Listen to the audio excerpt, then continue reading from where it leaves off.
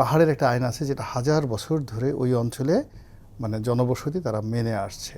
আমরা প্রথম ইন 1971 পাহাড়িদেরকে বাঙালি বানানোর চেষ্টা করেছি। এটা ভুল ছিল, এটা কোনো অবস্থাতেই রাইট ছিল না। আবার সেই দ্বিতীয় যে ভুলটা, জিয়াউর রহমান সাহেবের জামানাতে আবার সেই বাঙালি মানে পাহাড়ে বাঙালি বসবাস করানোটা, এটা যে যত কথাই বলুক না কেন, আই ডু নট সাপোর্ট ইট।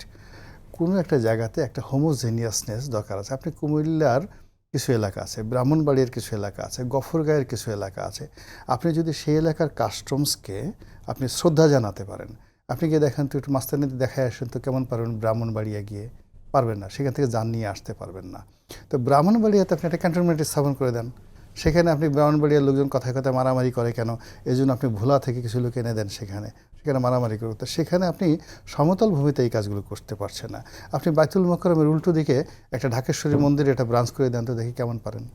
অথবা ঢাকেশ্বরী মন্দিরের উল্টো দিকে যদি আপনি একটা বড় মসজিদ করে দেন। বাস্তবতাও তো আছে, সেখানে তো অনেকগুলো সশস্ত্র গোষ্ঠী আছে, তারা এটা অনেক তো ভারী ছিল না, অস্ত্র ব্যবহার করে। না এটা তো এখন করছে, বাট এটা তো একটা সময় ছিল না।